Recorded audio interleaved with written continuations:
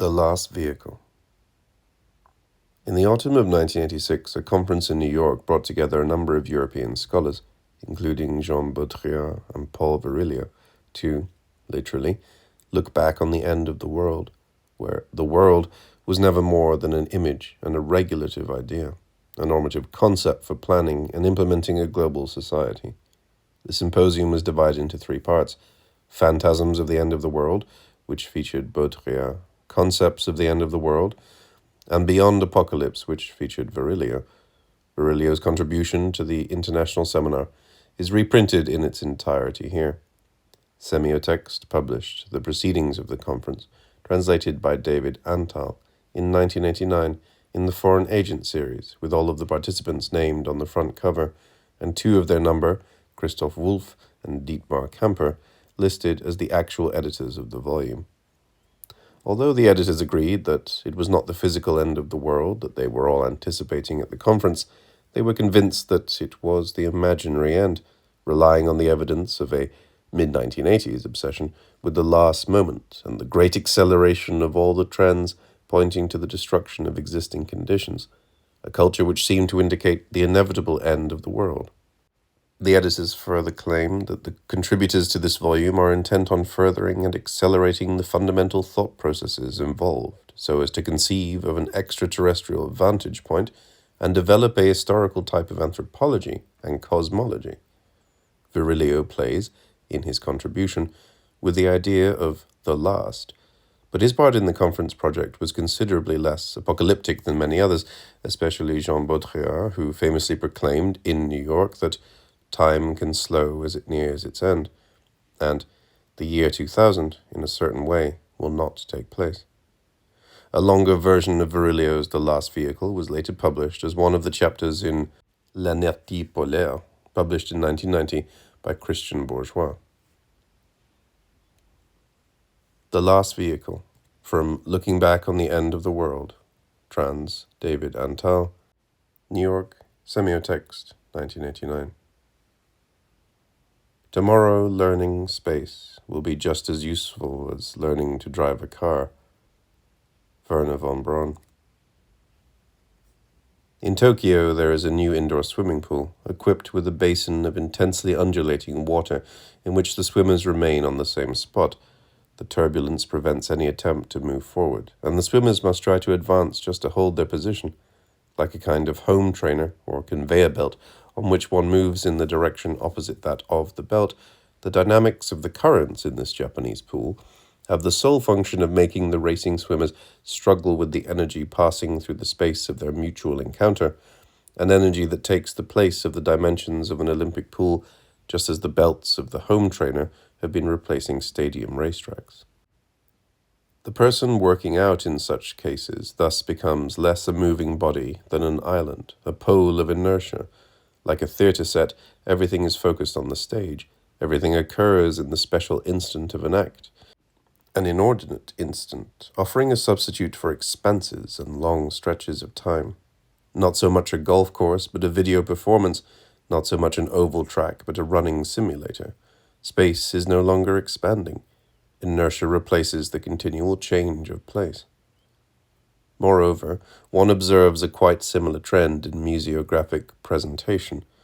Being too vast, the most spacious exhibitions have recently been subject to temporal reduction in inverse proportion to their overall dimensions. Twice the amount of space to cover means twice as little time that one can spend at any one place. The acceleration of the visit is measured by the area of the exhibition. Too much space, too little time, and the museum welters in useless expanse that can no longer be furnished with works of art.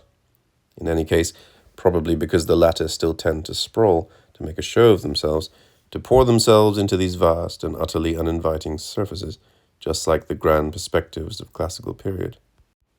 Whereas our monuments were once erected to commemorate significant works that can now be viewed for long periods by visitors interested in the past, they are presently simply ignored in the excessive zeal of the viewer.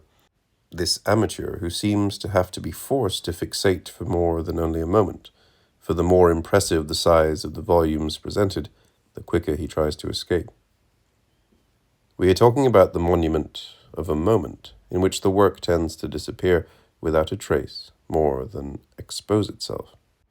The contemporary museum vainly attempts to assemble and present these works, these pieces that one ordinarily views only from a distance in the atelier, at the workplace, in these laboratories of a heightened perception that is never the perception of the passer-by, this passing viewer distracted by his exertion.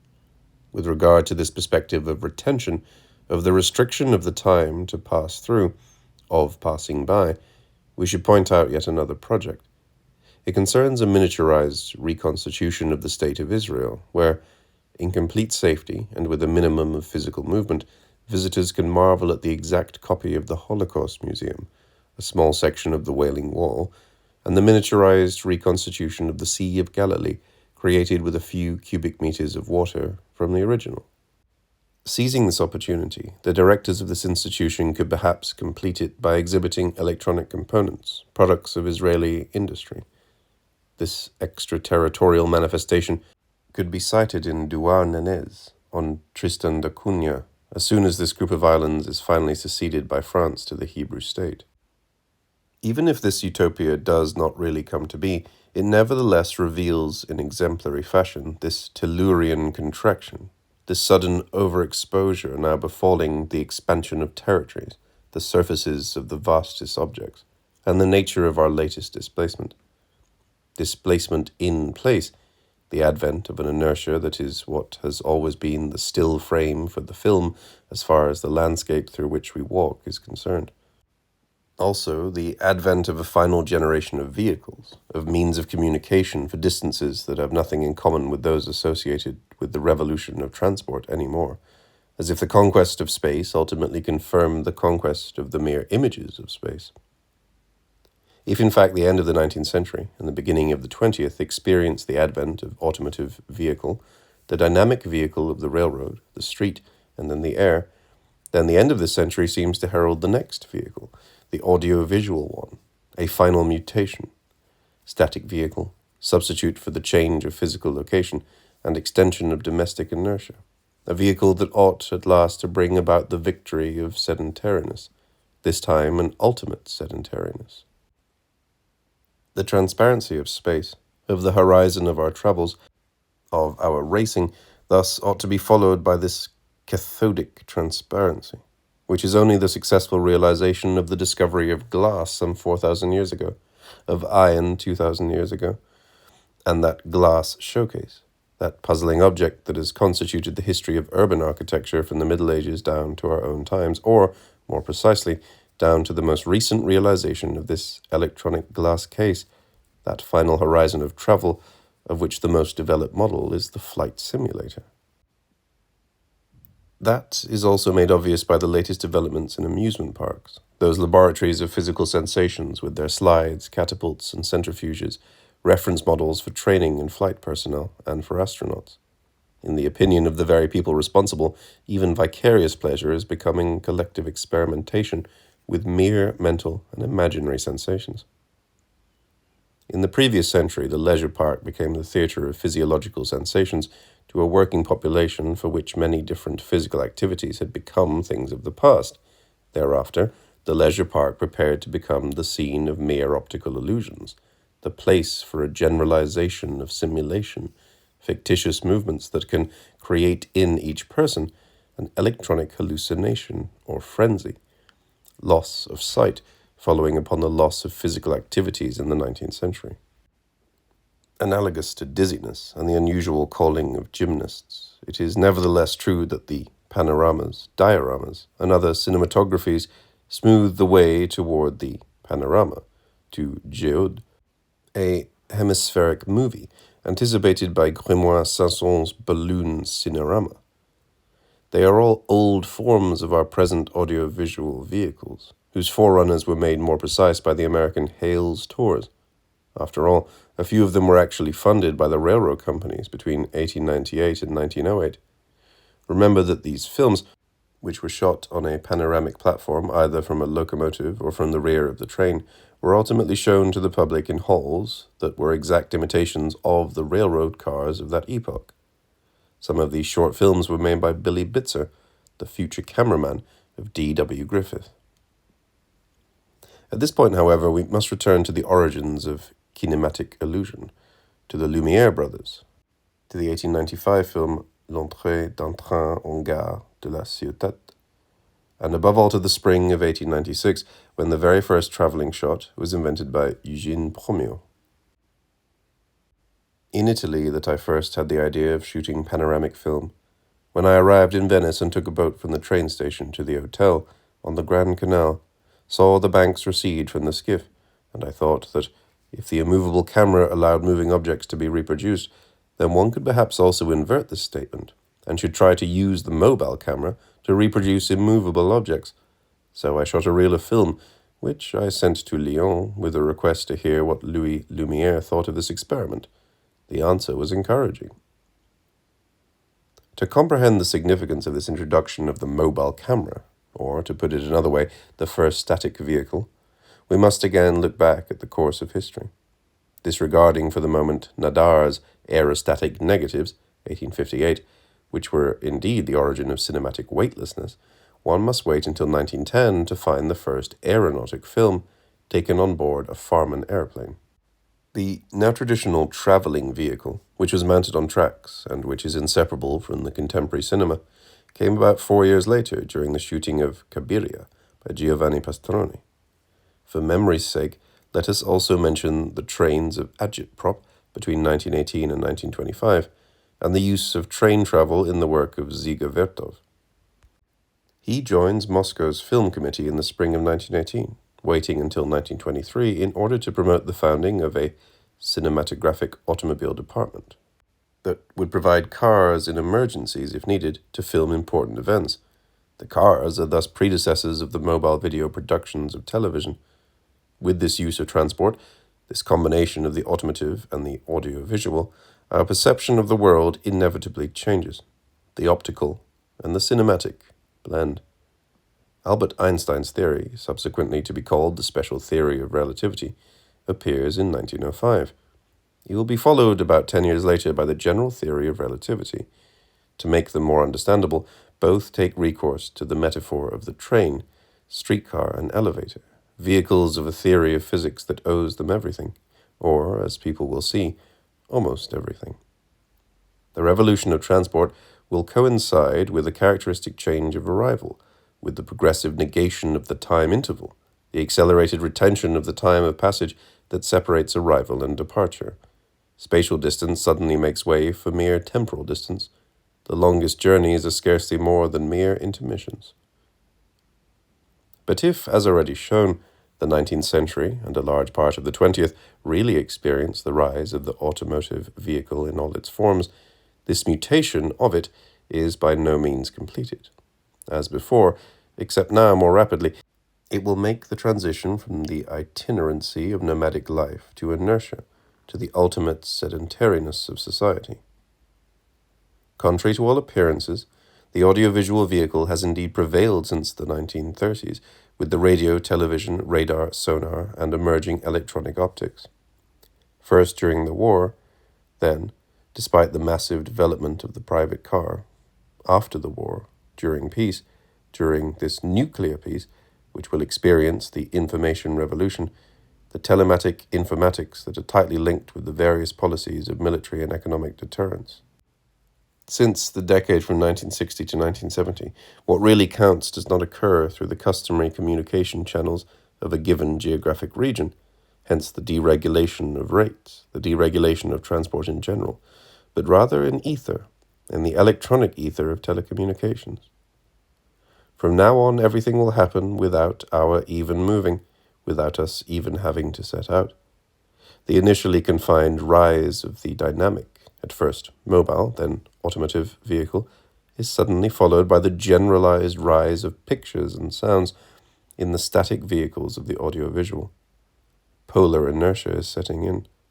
The second screen that can suddenly be turned on substitutes itself for the very long time intervals of displacement.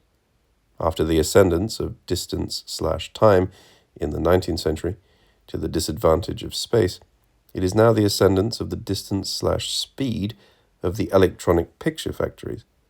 The statue follows upon the continual stopping and standing still. According to Ernst Mach, the universe is mysteriously present in all places and at all times in the world. If every mobile or automotive vehicle conveys a special vision, a perception of the world that is only the artifact of the speed at which it is displaced within its terrestrial, aquatic, or aerial milieu, then, vice versa, each of those visions, those optical or acoustical images of the perceived world, represents a vehicle, a communication vector that is inseparable from the speed of its transmission. All this, since the telescopic instantaneousness of the image's rectification in the passive lenses of Galileo's telescope down to our modern means of telecommunications, our active optics of video informatics. The dynamic vehicle can thus no longer be clearly distinguished from the static vehicle, the automotive no longer from the audiovisual. The recent priority of arrival over departure, over all forms of departure, and, accordingly, over all forms of travel and trajectories, realizes a mysterious conspiracy. Inertia of the moment, of every place and every instant of the present world, which ultimately allies itself closely with the principle of inseparability, thereby completing indeterminateness in the sense meant in quantum theory. Even when one witnesses the attempt in Japan today to combine two vehicles technologically by systematically installing video landscapes in the elevators of skyscrapers, or by showing feature films during long plane flights, as done in commercial air travel, this momentary link will nevertheless inevitably lead to the elimination of the least efficient vector regarding the speed of dispersion. The contemporary forward race of high-speed trains, supersonic aircraft, as well as the deregulation affecting both, show better than any other preview that the threatened vector, the threatened vehicle, is really that of terrestrial, aquatic, and aerial automotility. The era of intensive time is thus no longer that of means of physical transport. Unlike earlier extensive time, it is solely that of telecommunications, in other words, walking in place and domestic inertia. Recent developments in both the automobile and Formula One racing prove it. Since the high performance of the audiovisual cannot seriously be improved upon, people go about altering the performance of the racing car, the rules of racing, the weight of the vehicles, and the fuel reserves. They even go so far as to reduce the power of the engines, which is really the limit. Lastly, the dynamic land vehicle, and the most symptomatic one of this sporting involution, is the dragster and the hot rod, the motto of which could be, how can I get nowhere, or at least as close to it as possible, 400, 200 yards, but with increasing speed. The extreme emphasis on this intensive competition may eventually have the finish line and starting line combined in order to pull even with the analogous feat of live television broadcasting. As far as the domestic car is concerned, its development is the same in every respect, for the automobile has a kind of self-sufficiency about it that is developing increasingly into a separate piece of property. Whence this move, this duplication of accessories, furniture, the hi-fi chain, radio, telephone, telex, and video mobile, that turn the means of long-haul transport into a means of transport in place, into a vehicle of ecstasy, music, and speed. If automotive vehicles, that is, all air, land, and sea vehicles, are today also less riding animals than frames in the optician sense, then it is because the self-propelled vehicle is becoming less and less a vector of change in physical location than a means of representation, the channel for an increasingly rapid optical effect of the surrounding space. The more or less distant vision of our travels thereby gradually recedes behind the arrival at the destination, a general arrival of images, of information that henceforth stands for our constant change of location. That is why a secret correspondence between the static structural design of the residential dwelling and the medially conveyed inertia of the audio-visual vehicle becomes established with the emergence of the intelligent dwelling. What am I saying? With the emergence of the intelligent and interactive city, the teleport instead of the port, instead of the train station and the international airport. In answer to a journalist's indiscreet question about her address, a well-known actress responded, "I live everywhere." Tomorrow, with the aesthetics and logic behind the disappearance of the architectonic, we will live everywhere. That is a promise. All of us, like the animals of the video zoo, which are present only by virtue of a single image on a single screen, here and there, yesterday and the day before, images recorded at places of no importance, excessive suburbs of a cinematic development that finally takes audiovisual speed as it relates to the interior design of our dwellings and puts it on the same footing as what the speed of automobiles has long been for the architecture of our cities and the layout of our countries. The immobile simulators will then replace the flight simulators. Behind our cathode glass cases, we become teleactors and teleactresses of an animated theatre whose recent developments in sound and light shows already herald this, although it is repeatedly used by people ranging from André Malraux and Lyotard to Jack Lang only on the pretext of saving our monuments. It is thus our common destiny to become film, especially ever since the person responsible for the Ciné-Signy du Puy du Fou, Philippe de Villiers, became Secretary for Culture and Communication and announced his intent to institute scenic walks through areas being preserved as historical sites in order to enhance the attractiveness of our historical monuments and thereby compete with the imported Disneyland near Paris or Wonderworld near London. In the footsteps of the theatrical scenography of the Agora, Forum, and Church Square as traditional places of urban history, there now follows cine-scenography, the sequence mutation of a community, region, or monument in which the participating population momentarily changes into actors of a history intended to be revived. It does not matter whether it is the war in Vendée with Philippe de Villiers, or the centuries-old services of the city of Lyon with Jean-Michel Jarre. Even the predecessor of the current Minister of Culture has paid tribute to this phenomenon by tapping the budget for funds, earmarked Salamander, to finance the production of an interactive videotape of a tour through the Château of the Loire. It is light and sound at home, and it turns the earlier visitors from a bygone age of tourism into video visitors, tele-lovers of old stones, whose record collections and discotheques now have not only Mozart and Verdi, but Cheverny and Chambord as well. As noted in a poem entitled La Ralentie by Henri Michaud, one does not dream anymore. One is dreamed of. Silence. The inversion begins. The film runs in reverse.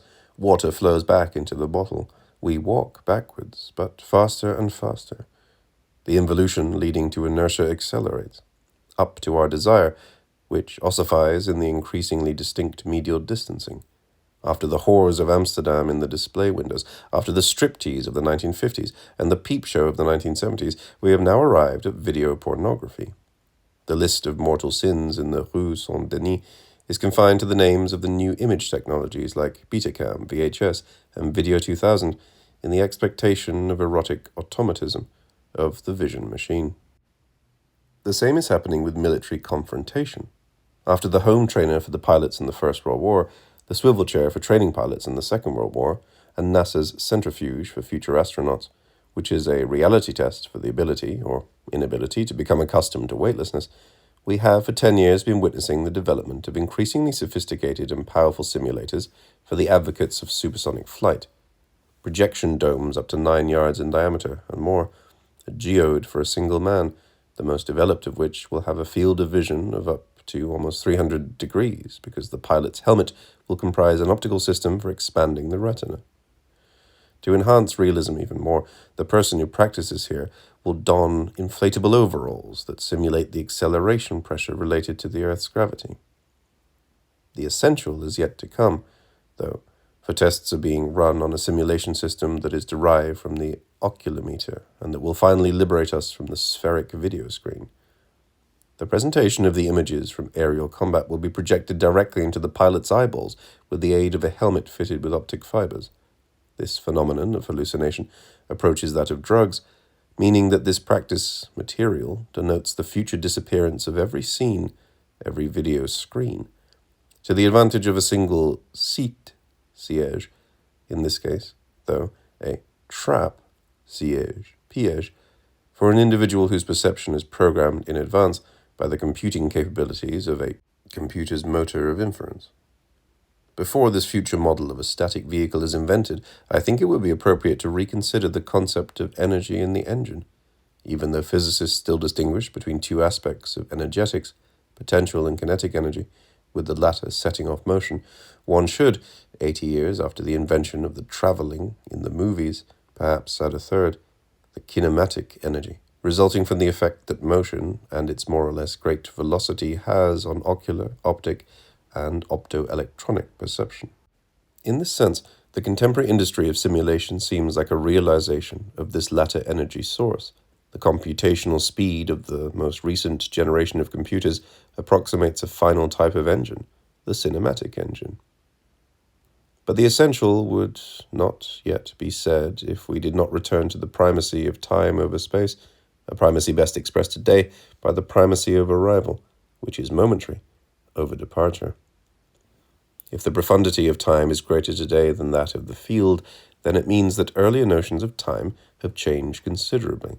Here, as elsewhere, in our daily and banal life, we are in fact switching from the extensive time of history to the intensive time of momentariness without history, with the aid of contemporary technologies. These automotive, audiovisual, and informatic technologies all operate on the same restriction, the same contraction of duration. This earthly contraction questions not only the extension of the countries, but also the architecture of the house and the furniture.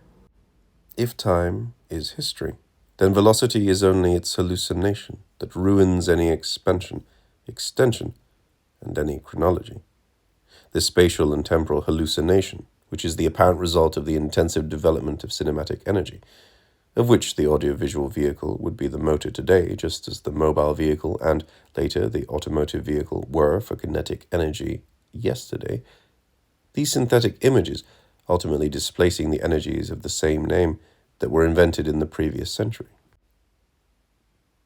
Let us not trust it. The third dimension is no longer the measure of expansion, relief, no longer the reality. From now on, the latter is concealed in the flatness of pictures, the transferred representations.